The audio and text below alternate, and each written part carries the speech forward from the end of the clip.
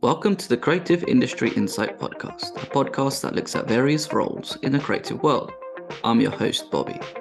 Today's guest, editor Tony Kearns, joins us to talk about their work on the Black Mirror episode Joan is Awful.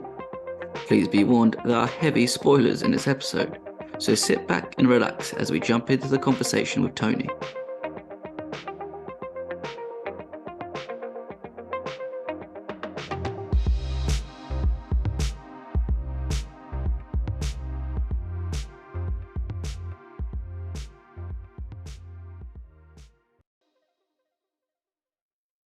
Hi, Tony. Thank you for joining me today. You're welcome, Rob. Great to be here. Thanks. Thanks for having me. Excited to jump into the Black Mirror episode Joan is Awful, which has just come out on Netflix. What can I say about the episode? I think it's very smart in the way that the story has been told. I'm excited to sort of jump into the sort of editing process of it all, just because there seems to be layers and layers involved in the show itself. Just to sort of start from the beginning, how did the project come about? Because you do have a history of working on Black Mirror. You worked on the famous Black Mirror Bandersnatch episode, Metalhead, and also Rachel, Jack, and Ashley too. Was it a case of just getting the phone call and then just saying, "Yeah, I'm there"? Not quite, but I have obviously mentioned I have an excellent track record with the series, and I had this. It's almost actually coming up to almost exactly a year ago. I had a Zoom interview with the director just to sort of get to know her and to say hello and to make sure she was happy about having me on board. But I was paid a kind of an interesting, I might consider it slightly backhanded compliment by Charlie Brooker when he said, when I was working on Joan is Awful, he said that if he has an episode now, if he now has an episode that's a head wrecker of a story, he'll get me to edit it. So I said, well, thank you, Charlie. I appreciate it. But I would like a simple, straightforward story as well once in a while. So yeah, so I think that, I'm on the sort of radar, as it were. And I think with the sort of the episodes as you've outlined, particularly Bandersnatch, it's I've proved my ability to deal with very, very complex storytelling. Yeah, I think with Bandersnatch having that sort of having the interactive settings and as an audience member being able to choose which way you can go feels like a massive, excuse my language, headfuck as an editor to know which bit goes where. And then I'm sure we can probably dive into loads about that, but I think there's probably some similarities with Joan is Awful as well. There is, in the sense that it's about juggling plates. I mean, Joan is Awful. I mean, you're right. It was a head fuck for everybody, Bandersnatch. But also, as I said at the time, I said anything after this is going to be a piece of piss. So, I mean, in the sense that Joan is Awful is a complicated story, and it gets more and more complicated. But the interesting thing and the funny thing is, you can see the actors, the characters getting confused, especially the scene in the computer room when Bepe's explaining who was who and the different levels of Joan and the Joan, which one is which, and it's playing with that. So it's a very it is a complicated story. There's two or three things in parallel. It was balancing the trick was, or the thing was, I mean, the script was there and it was shot really well. Director Ali Panku did a fantastic job, and it was great performances. I mean, it was interesting that the director of photography was a woman, the director was a woman, and main cast were women, and it's kind of I think what's called a Bechdel test. It would pass like flying colors. So it was all, I mean, terrific sensibility, and it was a comedy script. So the trick was to make sure that it felt cohesive, that when the two levels of the Joan characters for most of the episode were being experienced by the viewer, that it would feel coherent and cohesive and also funny and kind of slightly terrifying in terms of the taking of fabrication of somebody's life, and they see it in front of them, and how that they unravel. So that was the sort of, I suppose, the trickiest aspect of was balancing and making, especially the first scene when they first see the Salma Hayek Joan, when she's watching it with her boyfriend Krish, when Annie Murphy's Joan is watching it, that to get that balance of her mounting horror, his kind of puzzlement, and you get, wow, it is actually we've just seen this woman's life previous day, but on a much more horrible level. So that was the sort of I suppose the tricky element, but it came together, I think, relatively well in terms of the edit. In terms of, I mean, the tricky thing with technically was just getting the screens right, choosing the shot where what angle you'd see the TV, or whether you'd see them in front of it, and making sure that that flowed rather than it being a series of gratuitous shots of the TV. So it felt like it was part of the fabric of the scene. What I'm curious about as well, because when you get the script at first, before you see any dailies and start assembling a cut, do you go through the script and start breaking down bits where, okay, this is world number 1, this is world number 2, this is world number 3, and then start planning out where each bit's going to be cut and how you're going to play out each scene? No, I mean, for me, the script was a linear script, and it had the different levels, but it was all happening in real time in a really kind of linear way. The plot was developing, and it sort of had an A, B, C, D. This, we start here, we keep going, and then we go there. And how, so I really enjoyed reading the script. It was laugh out loud moments, and I was sort of the sense of the absurdity of it was and I could see it in my head, but I obviously wasn't going to presume necessarily about how it was going to be cut, because I like to keep that till I'm looking at the rushes, and to keep that mystery, so that sort of sense of, I'm not going to make any presumptions or presuppositions here. I'll just see what's in front of me, and then interpret that the actual footage. So the script was great. It was very useful. It was very good. You gave me talking points to talk when I was talking to Ali in the interview, and to sort of respond to sort of feel, make her feel comfortable that I understood what things that she would want to get out of the the script, and from her point of view, just to sort of reassure.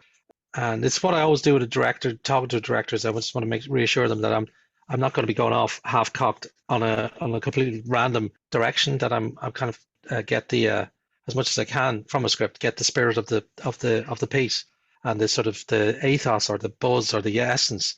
So then I read the script and got to, have an idea what's going on, and it's kind of like I said about it's relative for me, maybe perhaps after the experience of Bandersnatch, it's relatively straightforward, because I have that experience of dealing with a completely mad, multi-dimensional story and editing in that one. So yeah, I got it straight away, and I really, just really excited because it's a crazy script, and it's a very out and out comedy. And I've always been a fan of Charlie Brooker's comedy writing for years. It was really like his columns and his fake TV listings.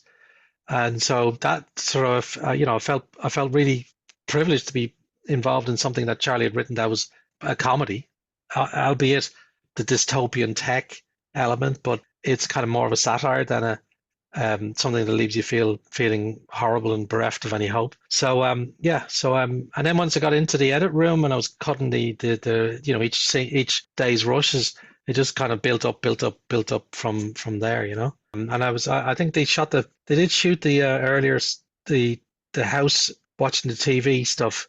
That scene where they first see the Joan is Awful on Streamberry. They filmed that quite early, so I'd actually had all that ready to kind of start playing with. So that was good to get that in the editing side of things early. So I would agree with you as well about Charlie Brooker and the way that he's sort of his comedy, very British and very dry. But I think if you're like, I find that stuff like quite entertaining and funny. And I think this is one of the more, even though it has like a more not necessarily like morbid sort of subject matter, but it's more of a something that's sort of happening now in terms of how people are using AI to create certain things. So with the subject matter of like them doing levels upon levels of the same story but with just different actors, it's so sort of quaint and perfect timing. But on top of that, it's like the humor sprinkled in, such as did you not read the T's and C's in the lawyer office? Is the stuff that kind of makes you laugh as well, because how many people actually do read all the T's and C's and then just says, yeah, it's signed, done, bye. Yeah, it's kind of something that people are. It's making a point, but it's also taking the Mickey because it's nobody has terms and conditions as owners as that. But it reminds me of there was an artist, I've forgotten his name, but I read a quote that he said in 1973, "If something's free, you are the product," and that's quite prescient. That was like 50 years ago. This guy said it, and it's like that's applies to Facebook, Google, Amazon, or whatever any of these things that Alexa. If it doesn't cost anything, you're the product. And this is sort of the whole thing about the fact that this streaming company, remarkably similar to Netflix, which I thought was terrific, like, basically biting the hand that feeds and in a very sort of cheeky kind of way. And they went for it. They were like, that Netflix went for it, and they knew that being the butt of that. But also, it makes a salient point about just clicking yeah and not reading but it's making a joke out of it, And it's got one of the best lines of, when I think it's when Salma Hayek is with her lawyer. I just absolutely loved that scene. That was such a fun one to cut. And she's screaming at him, shouting at him, and he's saying, "Will you sign this?" And he says, and then she says, "Well, I'm a talented actress. I'm a talented dyslexic actress with a questionable command of English. I can't read this." And I just, things like that where I just loved those moments, having those. Interesting enough, Charlie Brooker was slightly nervous. He said I read it where he said he was slightly nervous about Netflix going for this, and they did. And he was also slightly nervous about Salma Hayek, and then Salma Hayek went, "No, go further. Just do more, say more, just don't hold back." And she was amazing in that respect because she was like a force of nature. As soon as she walks in on set, it's just there's this elemental force that she has, and she just grabbed the role, two roles. The two roles, the one of TV Joan, horrible Joan, and Salma Hayek being pissed off about what's going on, really with extreme gusto. It was great. Yeah, I think it's quite the tour de force sort of performance because you have that mixture of not caring Joan and then the real Salma Hayek just being angry and just being like just pushing, being the energy that pushes the story along and just being like, no, we shouldn't take this. But there's something that you've mentioned as well, that you were cutting two characters of the same playing, but played by the same actor at the same time. And I know that there's a differentiation between them on screen and on the script, but is there a way that you change the way that you cut their scenes so that it plays out differently to present what sort of character they are on screen? Or is it a case of sort of more just allowing performances to flow and sticking to sort of more of a stricter rules to cutting? Well, there are rules, but there are no real rules in terms of cutting. I would say that you put a cut in because it feels it's the right thing to do. I don't necessarily. There are things that don't work and look wrong, but so you don't use them. So with the difference is that with the TV, Joan, I had two things that made it different. One was it had to fit in a TV screen a lot of the time within an existing shot. So you couldn't have it too many edits because you wouldn't read it because it's a distant thing, right? Also, that it's the performance in the TV Joan, the TV Salma Hayek Joan, is much more heightened. She's playing a cartoon kind of version of the character, so you kind of have to stay on her to see her do the kind of stuff she's doing. Whereas when she's in, like, when she comes into Annie Murphy's house, it's a lot more natural. It's a lot more let the shot find her for her, so her to deliver that line, so it propels everything along. Whereas it's a bit more stilted in the TV Joan because it's an artificial thing. But without being too overt, I didn't want to draw attention to it. But there's sort of technical and visual sort of reasons that it was different, and it felt a natural thing to do. It wasn't something I was going to go, oh God, I just suddenly realized I've got to do this. It's just that and I actually when I do cut a scene of the TV Joan thing and then I put it in the TV and then I realized actually there's too many cuts in that, and I just take out one or two, and then it flows better and the information's there. Sometimes. You realize also that if it's a shot with a TV in the shot, the thing you think the audience will see in one of the shots in the sequence, you don't see because it's too far away. Then you just take it out. You don't need it. So that was kind a process of evolution and of the scene, of the editing of the scene, and then my instinctive reaction to what was being shot. So it's never that there's a sort of strict replication. It's for me personally, I see myself as an editor, as an interpreter of shots of a scene. So to create, so I put the shots together, cut them together, edit them together in a way that serves the story, that tells the story best, that gets the best value emotionally and in terms of this, in terms of Joan is Awful, for instance, the comedy, as well as the feeling that it's a real world. You're fooling everybody that's watching it to go invest in it. You don't think about it. Because if you think about editing, it's an artificial thing, like you're cutting from one angle to another angle to another angle. But it's all meant to feel like it's all the same moment. So that's the magic of editing, and that it's you create this. You're telling a story using this technique that people got used to watching, and it becomes so you're doing something that's a bit artificial that then feels natural, and that's the key. And that's why for me a lot of my feeling about editing is that it's about instinct and gut feeling and your own intuition rather than, as well as technical skill, but rather than following rules based. This is, you do this and you do that. I wouldn't be much good at doing editing seminars, I think, because I wouldn't be saying, oh no, I never do this and I never do that and I never do the other in terms of editing, because you never know, because you will. It's kind of, it's what's in front of you is what you're looking at is what drives it, for me, at least.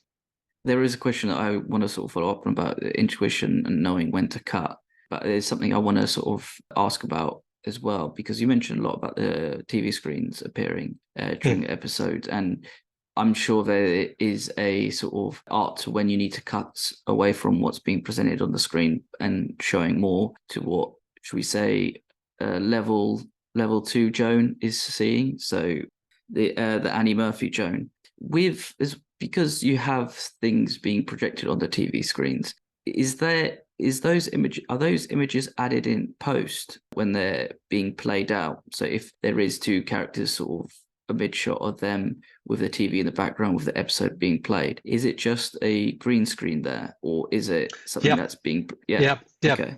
Yeah, they had to act towards it, which kind of they had to act like what was there, and which made it challenging because sometimes the actors, the timing, the beats they had in their performance was too quick. But they could. I mean, it's not their fault. It's not anybody's fault. They were looking at a TV with a green screen. So because TV Joan, Salma Hayek Joan had not been filmed yet, so I had to work around what the actors were doing to a blank screen, and it was slightly tricky because there was a sort of a tendency to do too much. But again, not blaming and not saying it's it's completely natural, but you're kind of filling in. The actors were filling in a bit more than they did, but then they didn't know what was going on. So that was an interesting challenge. But again, I knew that was going to happen, and you just do it. You work around it, and it was. I mean, it's a bit like, if I may mention another episode I worked on, a Metalhead. That was entirely all that dog. The robot dog was CGI, and I had to cut that without the dog in it. And so I'm kind of used to that editing setup where you're cutting in empty frames and something goes in later, and it was a bit more straightforward than Joan and Awful, because I knew at some point I'd be putting in the TV, so I'd be able to balance the two elements, which worked very well. I think it's quite fascinating to hear how the fact that the actors are reacting to a green screen TV, but they'll still have to pace themselves like they're watching the show live, but then also as an editor knowing when to cut away from the TV so that they don't need to see it, but then also having both scenes sort of played out and then sort of trying to create the pace and make sure that it flows. And you made that interesting point as well, having where you're editing about where cutting so it makes it look natural, especially with how early on Annie Murphy's Joan reacts to it all, and how it feels very frantic. Her behavior is very frantic just because everybody can see this and it's being built up. And the fact that it also seems very seamless that when one scene plays out, it cuts to co-workers and what their reaction is to what's appearing on screen, but then also playing out her relationship as well, because she's kissed another man, her ex-boyfriend. Yeah, yeah. I mean, the thing is, obviously, you would go lose your shit if it was you. I mean, and and it's the dawning, the pace of the that's those the setting the whole thing up. Basically, there's two things being set up at the beginning. First is Joan's world. She gets up, brushes her teeth, makes breakfast, eats breakfast, goes to work, has the thing, has to fire somebody, then goes back home, and then they watch it, and then she realizes, fuck, that's my day. So that's the first bit. Then it's the dawn. Then it's the actual watching the TV. Joan's awful. Then the arc of that is her dawning realization, like her just going, hang on a minute, and kind of being amused. And what is this? And intrigued, and then gradually realizing it. The penny finally drops. Then she loses her shit, and Chris is going, hang on a minute. It's because she knows what's coming. Because she knows what's coming up.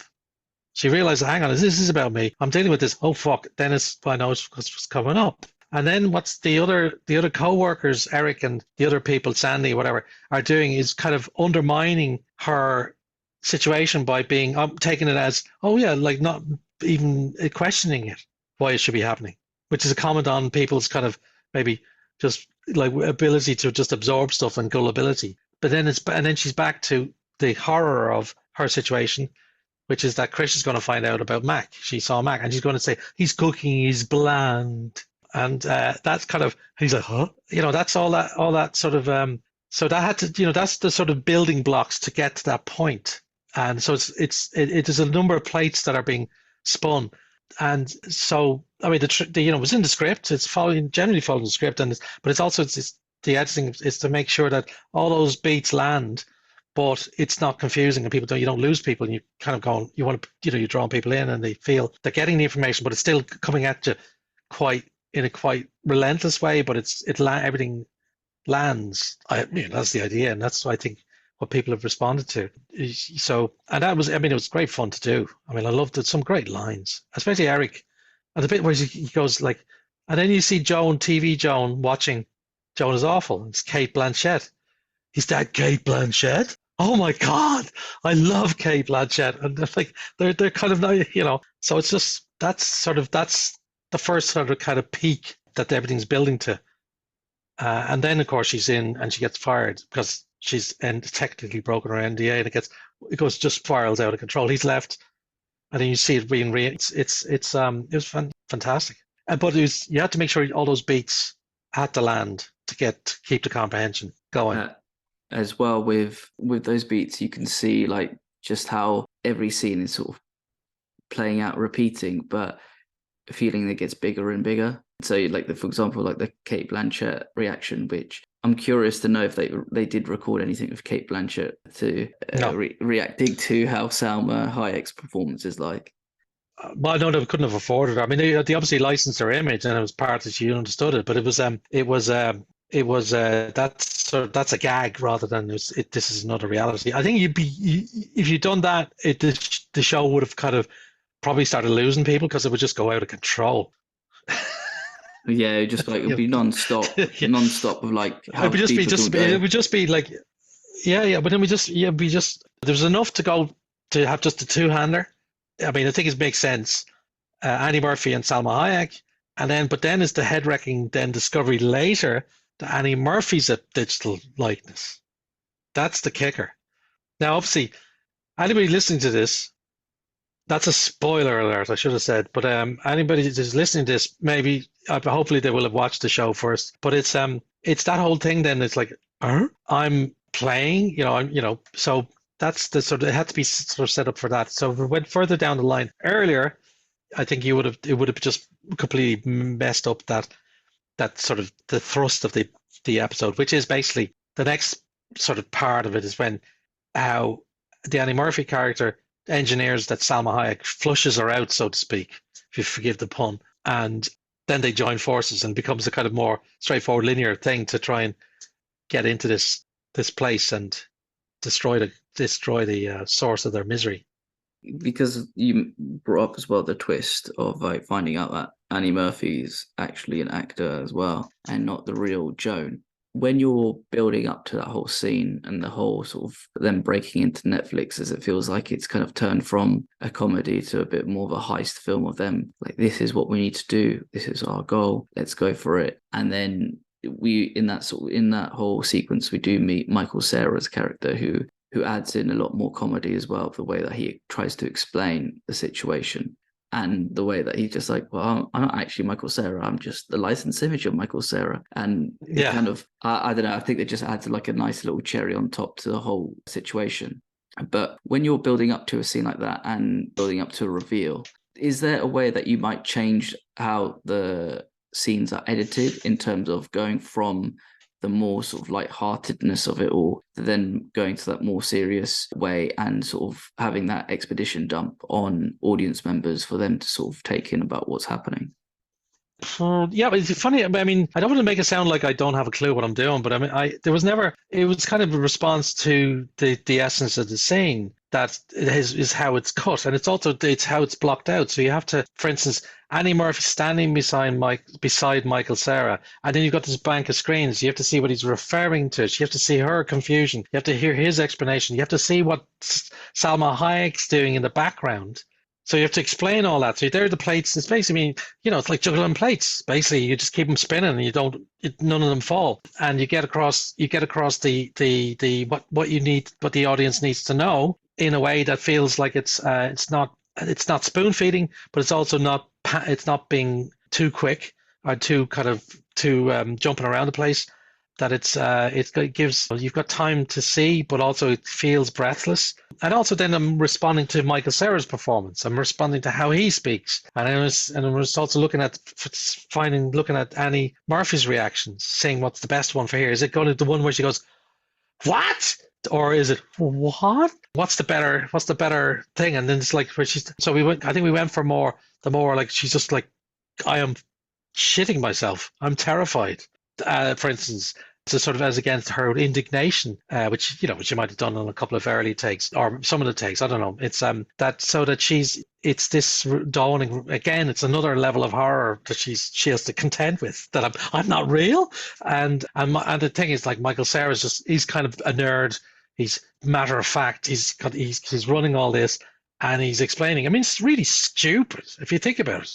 I mean, it's an utterly absurd plot, but it's fun, and he's there, and the bit where he's I loved just two parts where I really enjoyed. That was Salma Hayek kind of looking, being like, "What?" And then he says, he's saying, like, Salma Hayek, you're not Salma Hayek. Salma Hayek is at a beach or in Switzerland somewhere. Switzerland, and like, there's that interaction. It's kind of it has an element of, which, I mean, I'm a very big fan of. 1930s, 1940s American screwball comedies where there's rapid fire dialogue and there's kind of stuff going on. So there was that element I enjoyed working with, but also there's two elements where the two of them go, "What?" It's kind of pulling the rug out from the seriousness of the scene, if there was ever anything in there, because he's trying to explain, and then when Annie Murphy punches him out, and Salma goes, "Oh, thank God, he was so boring." Yeah. It's just great. It's just like, it's kind of going, well, actually, we're going to explain this to you, but we don't take it seriously. And then she goes and smashes the computer. Another spoiler alert. Sorry, guys. It's okay. There's a spoiler warning beforehand, so we're all good. We can spoil as much as we want. But biggest load of spoilers in the podcast ever.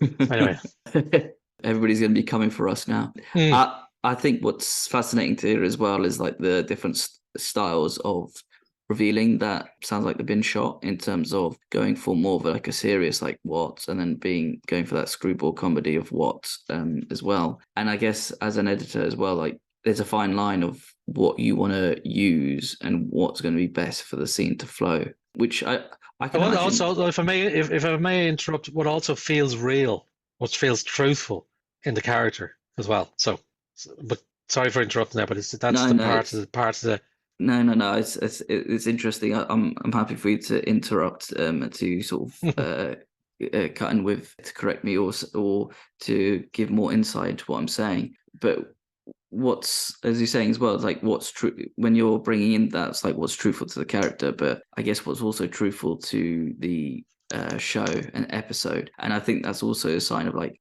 as an editor, it must be quite difficult that even if that something's not 100% true, but the performance is still good, it must be like quite difficult to be able to sort of cut that out and replace it to what's right, even though there could be something that with both versions work, but you don't know. Sometimes I guess that comes down to your intuition of what is correct and what's not. Yeah, I mean, it's experience helps because when I was a lot younger, I used to be like, Homer Simpson. Don't make me choose. Be going, oh no, that's good, but that's good, that's good. Be like a headless chicken. So I mean, experience has kind of been helpful, so I can be a bit less like a headless chicken and more like a head chicken with a head. Be able to sort of use the little voice that says, watch something again and again, see the options, and then just go, yeah, my intuition, my gut, but the little voices stop saying it's wrong. That's the right one. And I would leave something there for a while in a scene that I'm not quite 100% about because I just wanted to let it live there, and then see, okay, no, I need to change it, but I know what to change it to. So I have to say, I mean, I'm very pleased to say that as I've got more experience, I think these sort of things, those sort of situations have got a bit easier, even though they're more difficult storytelling things. But I just think that's the benefit of experience, is being able to just be more relaxed and not fret about the choices. It's great to have the choices. It's brilliant to have the choices because if you've no choice and it's shit, you're fucked. Sorry, I don't mean to laugh. It's just the sort of the realization of something like that would happen. But I guess like that's what I always find quite fascinating to hear in terms of just like as an editor being like, oh yeah, don't make me choose. But at the same time, there must be some, there's certain gems that you probably see as performances that you do have to sort of get out and just be like, no, we have to make sure that this is correct and that it flows, what's right for the scene and not right for sort of like my show reel and whatnot. Yeah, no, absolutely, absolutely. Because I mean, if you've got a really good performance of a line, but then you've got a reaction shot that goes over that, that's brilliant. You go for the reaction shot. It's an embarrassment of riches, and you choose what's absolutely best for the story, for the scene, rather than, as you say, for your own ego. Ego as an editor, you're serving the story, as I said earlier. Yeah, exactly, and it's important to make sure that the story is always going to come first, and make sure that the whole episode flows. Just out of curiosity, what was your favorite scene to cut? The Salma and her lawyer, and the aforementioned scene with Bepe and Annie and Salma in the computer room, control room. I mean, they were all great. I mean, I really enjoyed. I mean, some of the scenes are a bit, they're more straightforward storytelling, building the blocks, nothing. But yeah, they were definitely the ones that I got I think the most enjoyment out of, and it's just, it's just this sort of whole, yeah, it's to do with. I was just really enjoying the Salma Hayek and our lawyer scene. I was just enjoying. I'm actually cutting a scene with Salma Hayek shouting abuse at a hopeless lawyer. It's fantastic. And the end line, it's like, shove it up your ass, and I hope you get a paper cut in your hemorrhoids and die. That's, it's just like she stomps out. And it's like, I was like, that's perfect. I could retire now almost, but I'm not. Don't worry. So, and I enjoyed the sort of the push and all the various different elements of the computer room scene, because that was a crucial one. And I think also like the smashing the computer was fun because it's all visual effects and doing a cut to prepare for visual effects and to get across, to make it sort of feel natural, rhythmically correct, but also that leaving space for the effects to be done. So yeah, so those two. The shitting in the church scene was good too. I could tick that off my edit bucket list. Okay, so I've done a woman defecating in a church scene. Let's take that off the list. Yeah, that's a scene that I completely forgot, because it is, as an audience member, when you're watching it, you think, what is going on? What's Annie Murphy up to? And then, yeah, walk into a church. Yeah, literally. And and it's just like, wow, I can't believe that in my 30s I'm still laughing at like poo jokes and defecation, and then also the fact that somebody's wedding is like probably be one of my worst nightmares. Well, they've ruined it for that unfortunate couple. Like, and of course, I think it's one shot. There was one where the bride goes, "You've ruined my wedding." I had a load of fart noises and shitting noises in there, but I took them out because I was told I was a bit too gross. I mean, Well, I guess there's always like a fine line with it, right? In terms of Fine line. You're kidding me. It's a woman shitting in a church. It's a woman not just shitting in a church, but just, yeah, you know what I mean? well, in terms Anyway, of let's like not dwell on OTT on sound OTT. effects, Yeah, right? yeah, yeah. No, it was just an early draft, so it was fine. I knew it wouldn't. Anyway, I'm revealing too much of my basic coarse sense of humor here. So, for me, the classic scenes in cinema is the Blazing Saddles, the guys sitting around the campfire eating beans scene. It's just where they're all just leaning over and farting. That to me that's pure cinema, pure uh, class. where they're like more beans, Mr. Taggart. Yeah. Yeah. Yeah.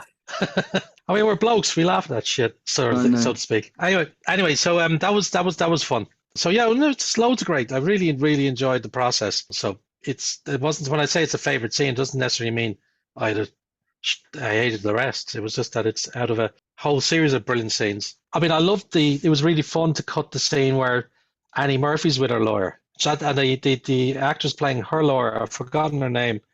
She's fantastic. Where she says, terms and conditions. And that's it. I'm sorry, you signed it, you clicked it. I did? Mm-hmm. No, she's when you're talking to your friends about no, shoe deodorizers. Actually, that was a really interesting thing that I don't know why Charlie's picked shoe deodorizers because it's very hard to say. The poor actor had to sort of say shoe deodorizers. You try and say it quickly. Anyway, so I enjoyed that scene. That was fun, especially like when she's Annie Murphy's again. She's get this her characters all the way through is just being horrified at finding out how what's going on. Having certain words for actors to pronounce and sort of say as many times as possible. It's just a good way to sort of mess around with them to see how well prepared they'll be coming onto I can tell. I'm not giving anything away. I can tell you it wasn't deliberate on the part of the writer. It's just he picked it. Anyway, let's move on before I get into trouble. We're getting a phone call now in a minute. As soon as anybody hears this. Anyway, just that of also, what was your favorite scene that you didn't cut in the season? oh, you mean the other 4 episodes? Yes, correct.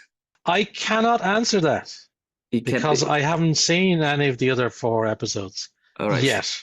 Okay, so how about I rephrase this now? What was your favorite scene that you didn't edit in the whole series of Black Mirror? The entire works. Okay, well, you caught me there. I mean, a lot of these I saw the national anthem 5, 6, 7 years ago. The first 2 series I'd seen when I was in Channel 4, so it's quite a long time ago. But I think my favorite scene, one that I watched, the White Bear, the episode where the part where it's revealed that it was all been put on and the woman's been put through this horrible process and it's part of her punishment. I thought it was absolutely terrific. I just thought, and then the title sequence at the end when they were showing how they made it, they faked everything in the faking of the fake at the end of White Bear was terrific. But that would be, I think, and then the scene at the end of Callister when Jesse Plemons' character is kind of dealt with I thought was terrific. So yeah, and trying to think. I mean, there was a bunch of scenes in Shut Up and Dance that terrified me. It's like, holy shit. So, I mean, I'd say if there were 2 episodes, it'd be Shut Up and Dance and White Bear.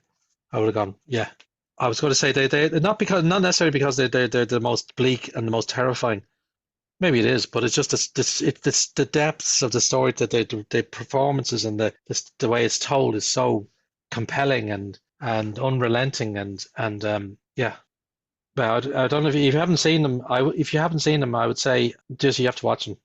But you need time to decompress after. Don't watch the 2 of them in the one night. Oh no, don't because both very solid choices. I think White Bear. I think as an audience member, well, with both of them, you kind of have no idea what's going on, and then when the reveal happens, you're like, wow. And then the scene that you chose in White Bear, when they're resetting it all and showing you how an audience member how it's sort of played out as a prison sentence is another one where you just think, wow, this is incredible.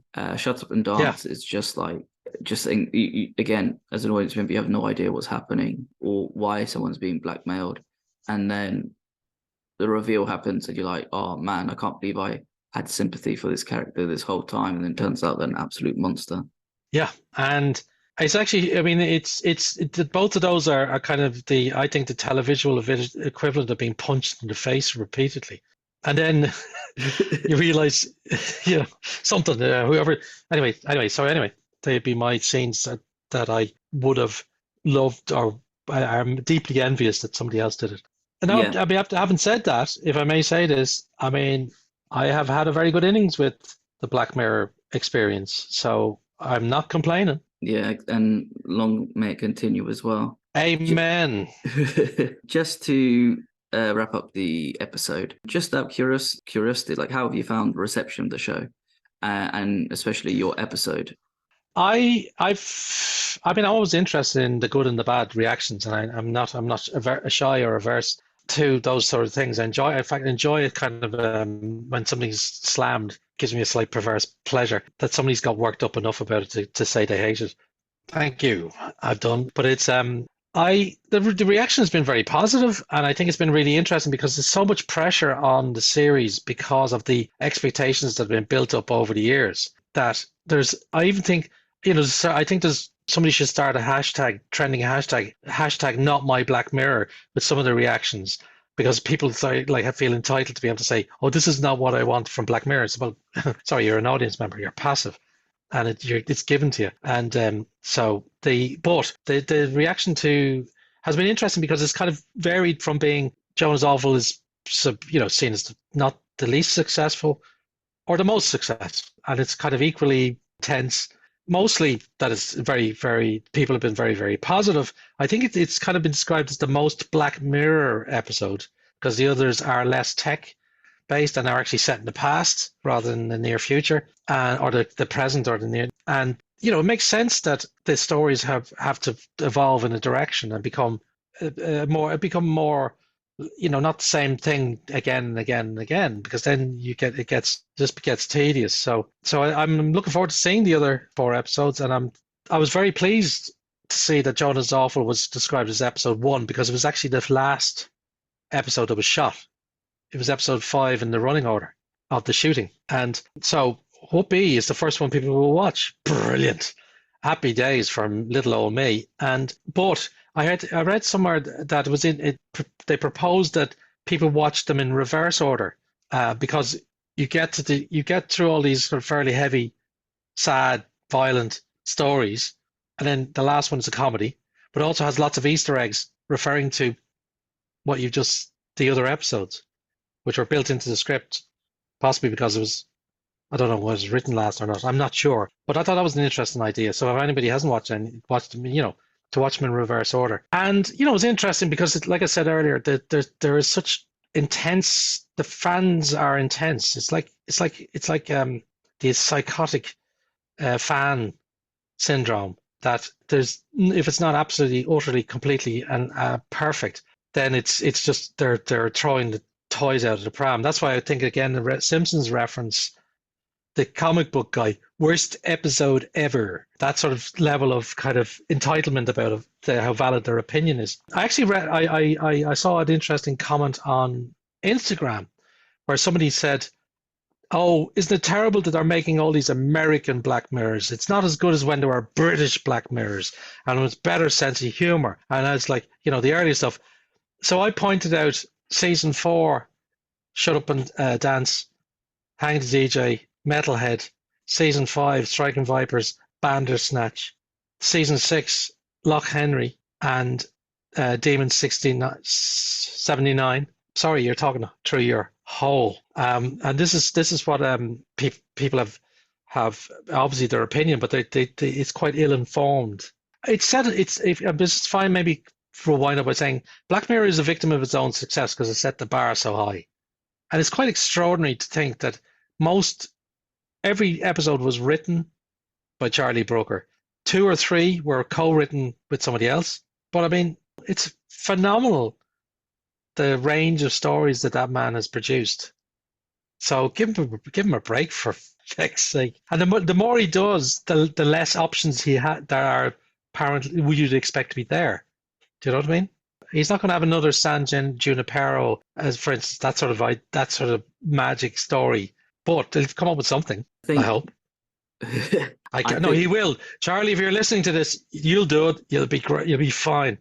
You'll knock it out of the park once more. I think what it is that with those, I think what the comment is about with people mentioning that there's no sort of, oh, it's, it's too Americanized, is that when they have those big episodes of, what is it, what you would say the sort of bigger, higher budget episodes, is that they will have the big stars in it, whilst the British ones necessarily won't, or they'll have people that you might recognize from other shows. I agree with your point that there is loads still being made, and I think it is just a case of people just need to watch them, enjoy them, and if you don't like it, that's fine. If you love it, that's also fine.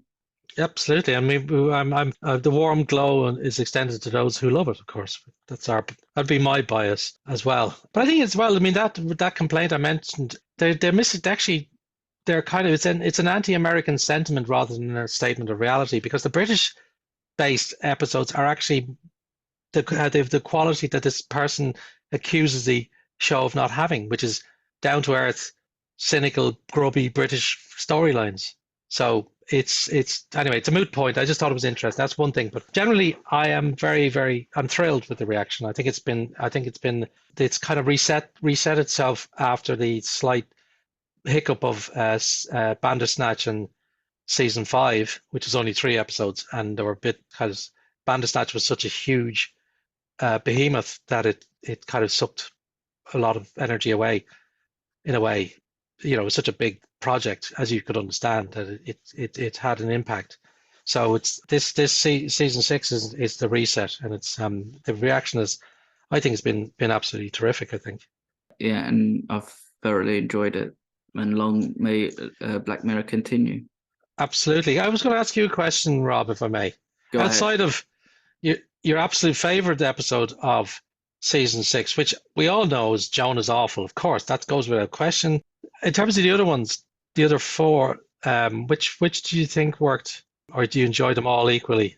So my favorite would probably be Lock Henry. That was the first one that I watched. I would put it in the top 5 of episodes that have come out. The top 5 episodes of Black Mirror ever. Sorry.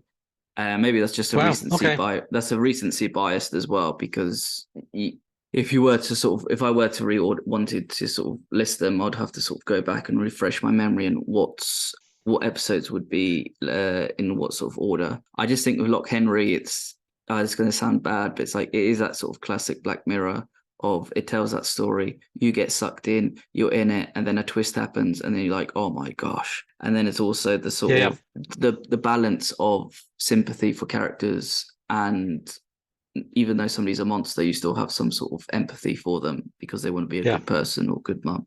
Funny enough, I was looking at the consensus that there was quite a lot of negative reaction to that episode. Funnily enough, I mean, not saying you're right, you're absolutely right in what you're saying, but it's quite interesting, and I think that's really healthy in a way that there's such a diverse reactions, because it means they're working as kind of they're not, it's not vanilla, it's not bland stuff that everybody likes. There's some that I think that's I'm really looking forward to seeing it based on what you said there. Yeah, I think I get what people's reactions are like, and I understand it. But I think also it's as an audience member not being like spoon-fed certain things, and then sort of more letting you connect the dots to what's appearing on screen. Yeah. Oh yeah, I think I love the idea of the audience getting involved and asking the right questions. Asking questions, but they're the right questions. And because they're engaged, because they want to know, but they're still a degree of mystery, and they're looking to be satisfied. So yeah, rather than just sitting there leaning back and going, yep.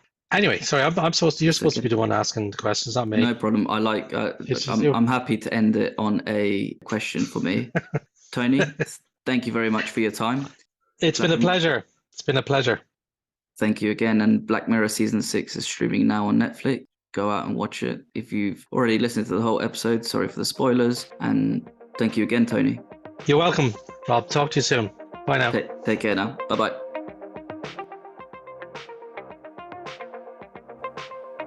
Thank you for listening. Please subscribe, rate, and review this podcast.